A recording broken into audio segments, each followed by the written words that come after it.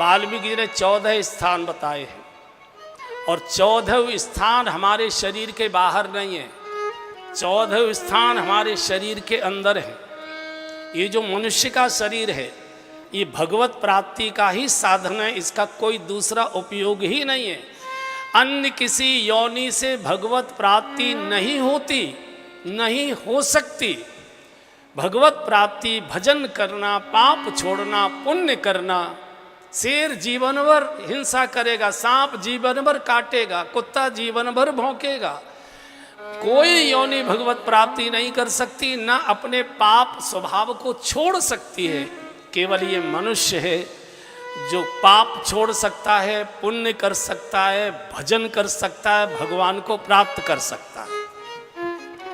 तो इसलिए राघव तुमने मनुष्य के नाते से पूछा है तो मैं मनुष्य के नाते से बताता हूं कि तुम कहाँ निवास करो। 14 स्थान बताए हैं वाल्मीकि जी ने और 14 स्थान शरीर के बाहर नहीं है।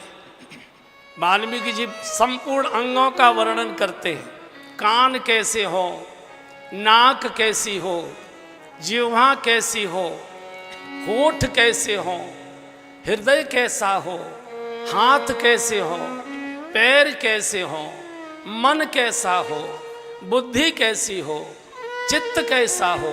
ये 14 स्थान हैं। भगवान को ढूंढने के लिए कहीं बाहर जाने की आवश्यकता नहीं। साधन धाम मोक्ष कर द्वारा, इसी शरीर से हमारे पूजनीय गुरु जी का बोध वाक्य है, याच देही याच डोला। गुरु गोलवलकर जी का ये ध्येय वाक्य था, याच देही याची डोला। इसी शरीर से ही भगवत प्राप्ति हो सकती है। इसलिए देवताओं को भी जब भगवान की प्राप्ति करनी होती है, तपस्या करनी होती है, उनको भी मनुष्य जन्म लेकर आना पड़ता है, तब भगवत प्राप्ति होती है। देव योनि तो भोग योनि है, भोगी भगवान का भजन कैसे करेगा। पशु योनि पाप योनि है, उनको तो कोई पुण्य पाप का अर्थ ही नहीं मालूम।